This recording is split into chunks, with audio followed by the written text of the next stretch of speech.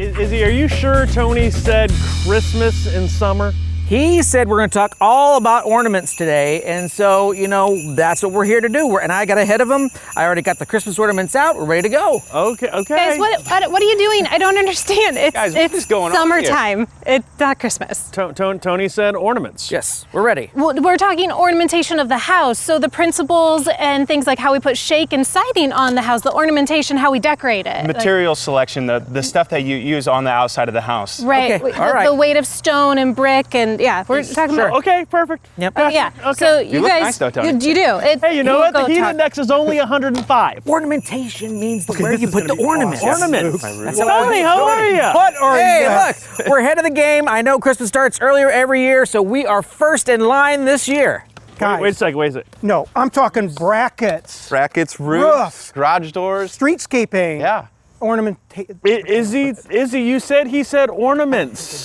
He said ornamentation, which is where you put the ornaments, how they sit. They have it all wrong. All wrong.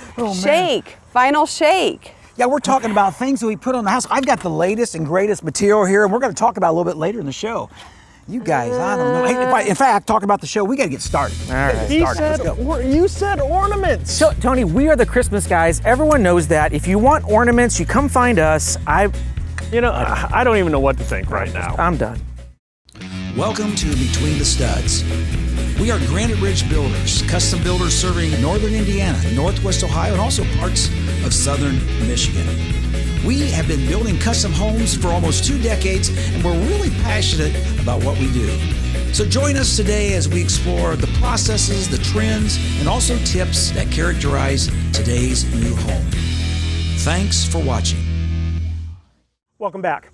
I think you're going to really enjoy this show today. We enjoyed putting it together for you. We're going to be talking about streetscaping and ornamentation, just like you see behind us. There is a reason why we do what we do, so stay tuned. So today's show is all about good design and architecturally pleasing homes. You might be driving around and notice you really love a style of one house, but you might not like something about other houses. And we're going to explain why you might have those feelings towards all these houses. Up to 50% of homes have some kind of architectural flaw put in them. And that's one of those when you're driving by, you're not quite sure why you don't like it, but we're also going to point out why you drive by some homes and you're like, I love that one. And most homes in our area feature 3 basic components: brick, stone, and siding, whether it be vinyl or some sort of other material. Right, but things are changing, and today we want to look at some of the new things that are being offered on today's homes. So when it comes to designing a good feeling exterior of a home, you have to keep in mind 5 principles. The first of those is mass. And mass, typically homes have 2 masses, a primary mass and a secondary mass, and one can overpower the other, but you can offset that by putting voids like windows and doors in it. The second principle would be balance. So if you split the house in half, you put it on like a scale almost and see, does it balance off? And most people think that it has to be symmetrical in order to feel balanced, but no, an asymmetrical house done right can feel very balanced. Third principle is scale. So the scale, and what we use for a scale, is the human body. So how do things relate to when we walk through it? So like the front door is a perfect example. Is it too tall? Does it feel overpowering? Or is it too small? Do you feel cramped as you walk through it? The fourth principle is proportions, and that all has to do with mathematics. So there's the 2-3 rule, the 3-4 rule. A lot of that has to do with windows and columns. Lots of mathematics that you apply to that front of the house to make sure everything proportionally feels correct. Lonnie, you better not do that one. That's not your strong suit. Right. So I'm glad you out of the math. He looked right at me when he talked about math. But, hey, the next one might be right up Lonnie's alley. So the 5th one is rhythm. Oh, yeah. Yeah, so you want things to be consistent. So if you start something on the one side of the house, you keep that rhythm as you go across it. So those 5 principles are key to making sure that house feels right. Yeah, Luke, and along with those 5 principles, we're going to talk about the art of application. So this is material selection and how we put it on the house, and we're going to show you a couple of rules so that way we can follow those principles. First off, we're going to talk about watch your weight. So what material seems heavier? Yeah, you're not talking about working out, we're talking about material weight. So, on the house behind us, you can see that the stone looks like it's heavier than the wood, so it's placed at the bottom of the house. Some of these other rules will be things like the rule of pattern, making sure that once you've established a pattern in the style of the home, to make sure we kind of keep those things consistent. And then the one that I think is most important is going to be the rule of 5. The rule of 5 means we don't use more than 5 different types of material on a house. Otherwise, you end up looking like the Addams Family, and it gets really kind of confusing. Hey, but we got all don't make fun of that house. lots of things we'll be able to talk with you today, and again, help you understand what makes something appealing and what makes it feel just not quite right. And another example of what we're going to talk about today is roof. Obviously, one of the most important parts of a house. But we're going to talk a little bit about the 3 big components, which would be gables, hips, and sheds. So we'll define that, and you're not going to want to miss that. We're going to talk about corbels, brackets, even cantilevers. And again, those can be fascinating parts of the front of a house. So, guys, time's running out. We got to start the show. So let's get to our stations, and we'll begin. Why do you always make fun of my Gothic-style home? Can I go this way?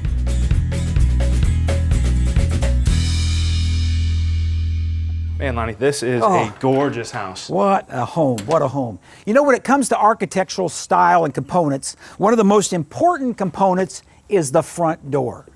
Yeah, and when we're talking about front doors, Lonnie, we have 3 different styles. So you're going to see a recessed type entry, which is what you see here. You know, it's set back a little bit. We have the flush entry. Yeah, like a colonial, for example, or a Georgian home would have a flush. Right. And then we also have the projecting entry. Right. You know, it's really important to think about because it is said that a front door can give additional perceived value, at least of upward of $10,000. Yeah, and then it can also detract from your house as well. Right. So you really want that first impression of your front door entry to stand out to people. Right.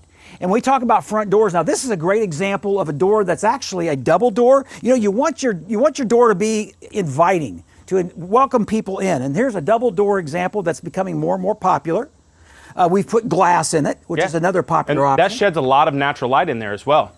We also have options for transom windows, right, which we can run across the top. You know, here we don't have the space for that, but in some of our houses, we can put that transom window in there, and that just makes it a more inviting look at the front. Right. Typically, they're 1 or 2 feet deep or wide, rather, and then they're the width of the door. You want to be careful with architectural style in mind that you don't make it too wide we or have too to narrow. follow that proportion rule, right? So that way it doesn't feel like it's top heavy wanting to fall over. But it's a great way to provide additional light and also add some style. And there's just so many things you can do for a few $100s to a few $1,000s to make this house a beautiful place and to meet your needs when it comes to light.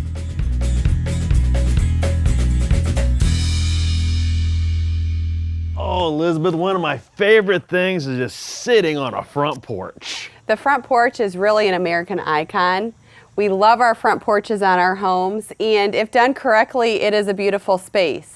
One thing you want to make sure is it just doesn't dominate the whole front of the house. Yes, that's a very big part of it. And when it comes to the front porches, there's a lot of different ways to dress it up. And I know we're going to go into a little more detail on amount of columns and spacing when it comes to a later segment of the show. But what are some other of the key components we want to take a look at when we're looking at the American front porch? Well, a big component is the depth. You want to make sure it's big enough to have furniture on it like this and sit here, so it's not just a faux porch here for looks. You actually can use it. Another big thing when it comes to porches is the names, because a lot of people call it by a lot of different ways. It can be called a porch. It can be called a galleria, which is a big one down around the Louisiana area. There's also the South Carolina front porches. I love those. They have the painted blue on the ceiling.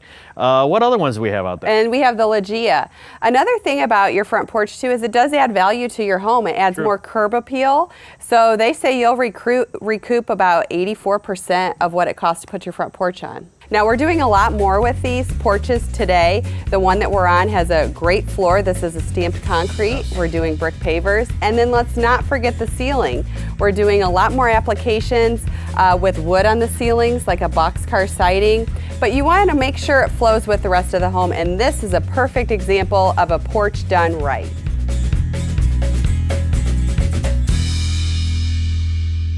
All right, Izzy, we get to talk about the other front door, which is the garage doors. And people are realizing that they use this entrance more than they use the front entrance. So we're seeing people put kind of that family foyer right off the garages, because they're recognizing this. It's a really nice aspect we're doing for a lot of our homes now. And when we look into older architecture, you'll often notice that there aren't as many garages attached to houses. They're either total separate outbuildings or things like that. So the architecture of old did not have a garage to contend with. So when we look at the architecture that we're dealing with today, the garage is a big part of what you see on the front of the house. And so we have to do a lot to address that to make it still meet the architectural desires that we have. Right. Now, obviously, the easiest thing you could do is just put a side load on, and that hides those big overhead doors, but that's not always feasible. Yeah. So there's ways we can either accentuate this mass or make it flow with the rest of the house, and then, like you said, it just everything feels correct. So let's talk about maybe some of the styles we're seeing, some of the options, and some of those things that people can do to help with offsetting that mass. The one that comes to mind right away for me is how wide the doors are. If we go with a 2-car garage, a 3-car garage, or if we even do 3 separate bays to maybe break up that mass and make it look a little different. Right. Another thing you do is the height. So some of these gables get really tall on these garages because you want that roof to look towards a certain style. Yeah. By doing from a 7-foot to an 8-foot tall garage door, that can really help fill some of that void. Also, when it just comes to style and decoration, it's a simple way to address things. You see behind us here, we've got decoration on the front of the garage door, as well as the way we trim the door can really add a lot of decoration. Now this is what we call a carriage style door, which kind of gives the homage to what these garages used to be, which used to be separate buildings that people used to store their carriages in, and they used to have big doors that they opened up. So this is what we call a carriage door, but now we're seeing more and more modern style garage doors. Now those start to really play into effect the glass like you see behind us. Yes, the glass you see behind us here is kind of what we might do typically, but with that modern style, another one of the fun aspects we're doing is stacking those windows along one of the sides. And so that's another way of, again, using the style and the architecture to define how the garage should look. Right. Now let's not forget about color too. So sometimes just white doors look great, but other times wood grain pattern, which is another thing that we see a lot of people doing, is making those garage doors look like they are wood. Again, back to the way they started. And then the darker colors too. The darker colors can help mute that mass down if done correctly. So you might not think of garages as being an important part of your architectural design, but because of the influx of the attached 2-car garage, 3-car garage, it is something that architecturally we want to address with you.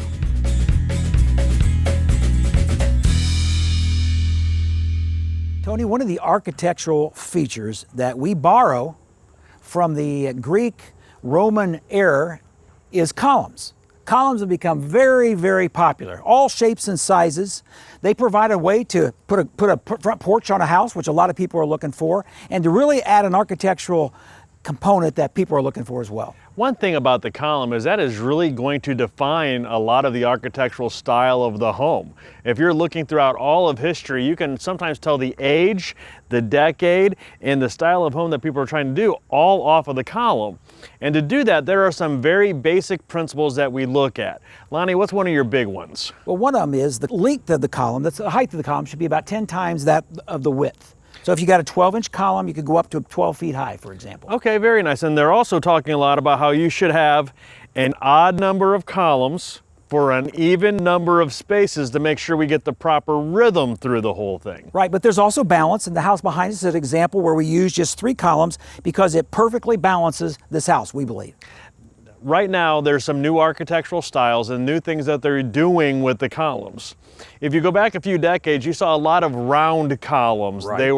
They were all set up that way. Now we're looking at more tapered. We're looking at more picture panel. We're looking at a lot more posts with brick and stone. Or just perfectly square panel. Or just perfectly square. Columns. Right, right. And columns, you know, they could range from anywhere from a simple $200 or $300 post, which we call a column, to $1,000 or even more as we get into the bases that are brick or stone, and a lot of ornamentation that we actually can put on a column or into a column. So if you'd like to talk a little bit more about ornamentation when it comes to columns in your home, do us a favor, get a hold of Granite Ridge Builders. We're here to help you.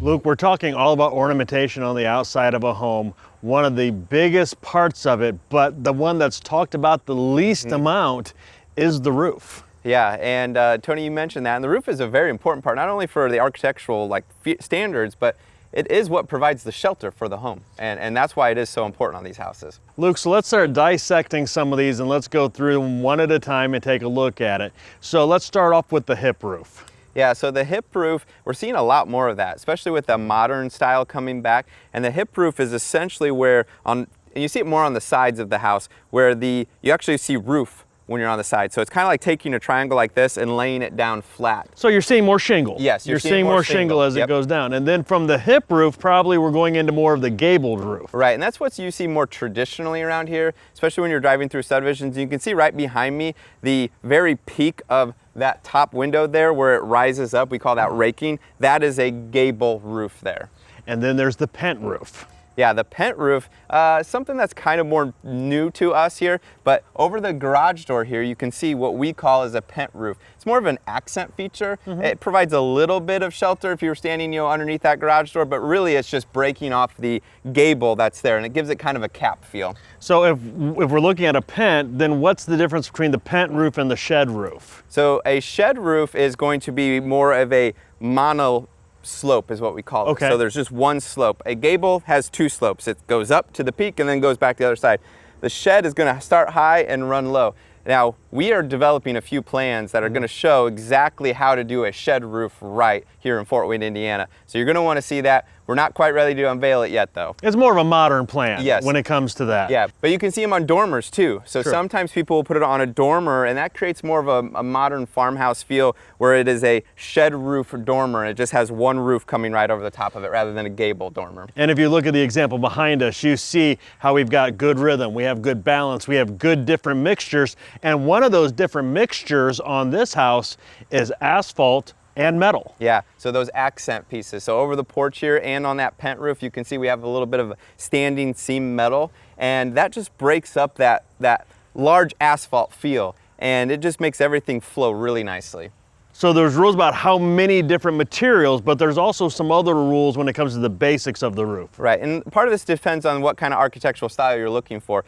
But low slope, so anything 30 degrees or less, and we don't recommend flat roofs, is going to more accent the wall of the house. Okay. You're going to see very little roof.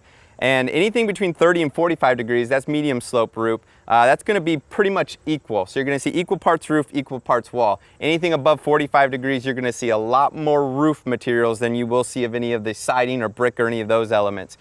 So again, all can be done right, but it does depend on what kind of style you're looking for. So as you can see, when it comes to roofs, that is a major part of the ornamentation of a home. If you'd like to talk about ornamentation and houses and roofs and how it can all come together in your perfect dream home, please give us a call.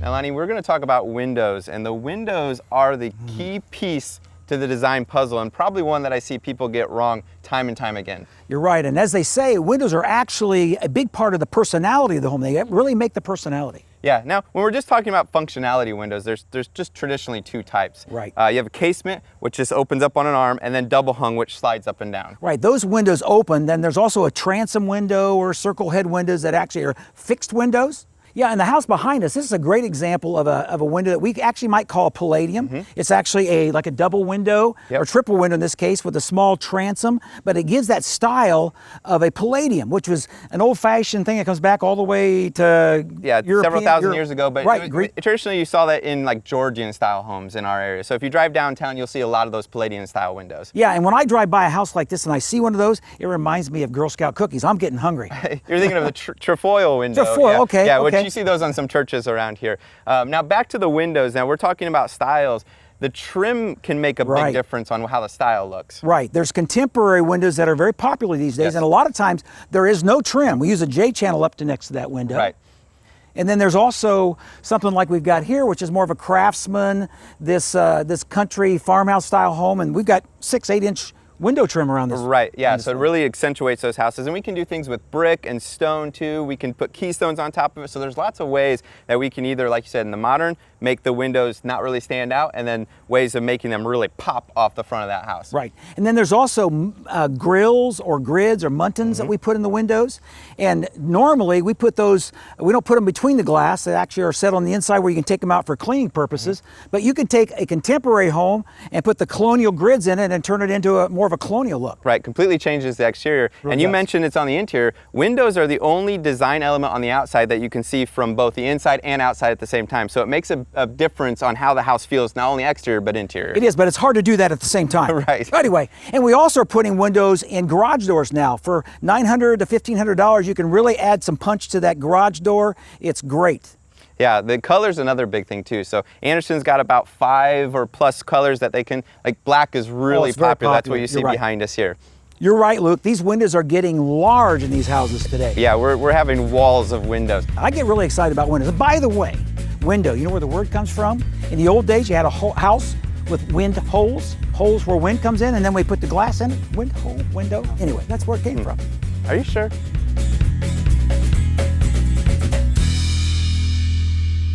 Well, one huge thing you can add to the curb appeal of your home is a dormer, and we're doing a lot of dormers right now. Yeah. So dormers came about in the 1600s in France because they had those height restrictions on what you could build. So Francois Mansard, which the mansard roof line, he was trying to create the most square footage that he could for those houses. So he built those high roofs with like the steep pitch lines. So to get light in those spaces, he had to put dormers in with windows. So that was how this became, relevant in today's society. And it's really evolved. That's not really why we do them anymore. A lot of times we do them just for curb appeal. So it maybe is a ranch home and we want to break up that roof line, so we put a dormer. One great example is our basilwood floor plan. We have a few different versions of it. We have one without a dormer, and then we have the saddlewood version with a dormer, and it makes a big difference in the curb appeal. Now the one behind us actually does serve a purpose. That is in a bedroom, so it makes a nice little cozy spot in your room, as well as adding the curb appeal. It allows a lot of natural light in that space as well. It does, and that's important, and that's another important factor in your dormer. You want to be sure that it's proportioned correctly. So you want the dormer to have 75% glazing, so your window space should be 75%, and the one behind us is a gable roof dormer, but there's a lot of other styles. So there's a shed roof dormer, there's a hip on a gable, there's an eyebrow, and you also want to be sure that you place these correctly on the home. You don't want to have too many, you don't want to have them too close together, so there's a lot of proportions to take into account when you're adding dormers to your home.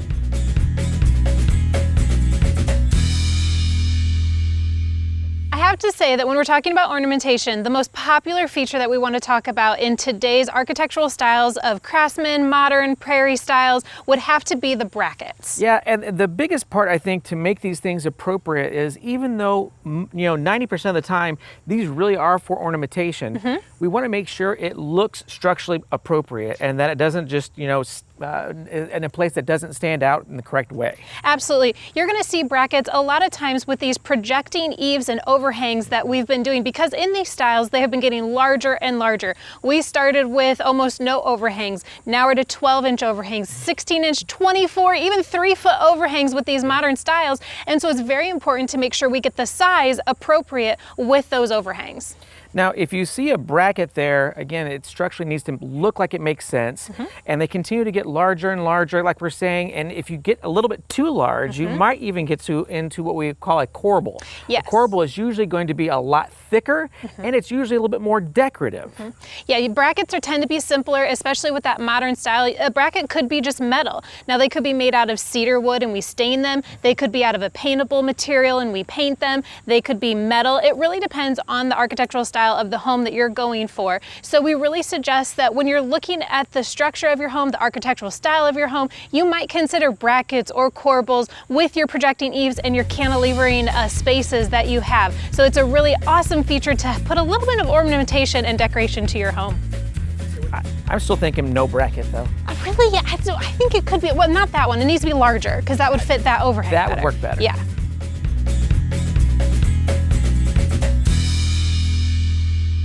Today's show is all about ornamentation and design principles of exteriors of homes. So when we talk about that, the first thing we really want to focus on is the color of houses, because that plays a huge part in the design principle and what is pleasing to the eye when you drive around and see those homes. It does, and there's a lot of things when it comes to color. For example, if you have a small home, there's certain colors that can make it look larger. Absolutely. So the lighter colors usually make a home look larger. The darker colors will make it look a little bit smaller, which can be a benefit if you do have a larger home and you're trying to put the scale correctly to other homes around you. Now, right now, people want to know what are the hottest trends when it comes to colors on your home. Of course, white right now is everywhere. We're seeing white, and then we're seeing the opposite, black houses. Absolutely. With the modern style, which we'll talk about a little bit later, black is a huge color. You know, I'm even seeing some greens come back. So I love that we have a lot of the warm colors that are coming back that are the natural sort of elements, kind of like the Frank Lloyd Wright things that we talk about a lot too. Now, there's a really neat app. If you're not sure what color you want to put on your home, Sherwin-Williams has a color app. So you can snap a picture of your house or another house and play with that with their paint colors. Now, I think one thing that we talk about is the different types of material that we do put on homes, which could be shake, siding, and brick or stone. Now, you typically want to have your lighter colors on top and your darker colors on bottom because that has to do with the weight and balance of your home. So when we look at shake is usually in the gables, think about maybe a lighter color with a darker color of siding around your porch or garage. And the same thing with brick or stone. If you have those heavier materials and heavier colors, darker colors, you want that weight lower. So that's really important when we talk about the design features and architectural styles of your home. Now, modern homes are very popular right now, and it's a style that we've been building a lot of homes with that architectural feature. You might not think ornamentation has to go with modern style, but it really does. And a lot of these have really minimal ornamentation. We're talking about low roofs, stone accents. We have this really pretty siding that we're using. Absolutely. Metal siding is a huge trend when it comes to the modern style. So it's a feature that you can put this on little accent areas because it is a bit more expensive, but it really makes a huge difference in the ornamentation to have this material change on the home. And it also goes well with maybe some modern or metal brackets. Those are some popular features there like we talked about earlier in the show. And like you mentioned, the roof styles, all of these components come together for the right style of the modern features that you're looking at. And we're doing things with windows. We're changing it up. We're stacking the windows.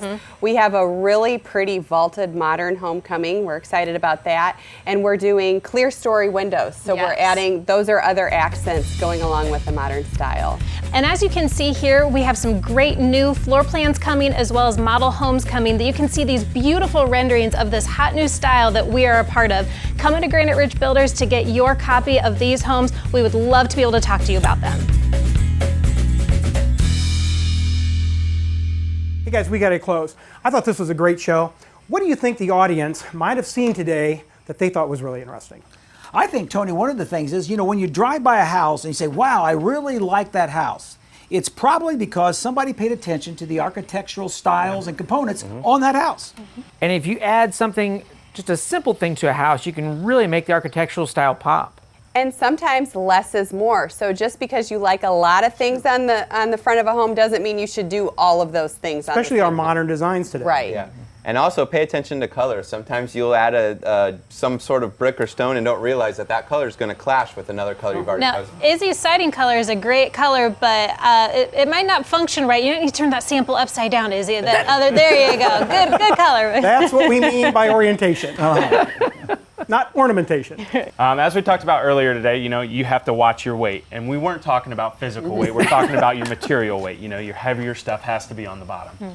And I learned to never listen to Izzy because ornamentation is not ornaments for Christmas. You should have known that by now. Thanks, Izzy. Come on. Okay, we got to close. Kayla, would you close for us? Absolutely. Thank you so much for joining us today. If you'd like to learn a little bit more about who we are, what we do, and why we do what we do so well, please pick up the phone and give us a call.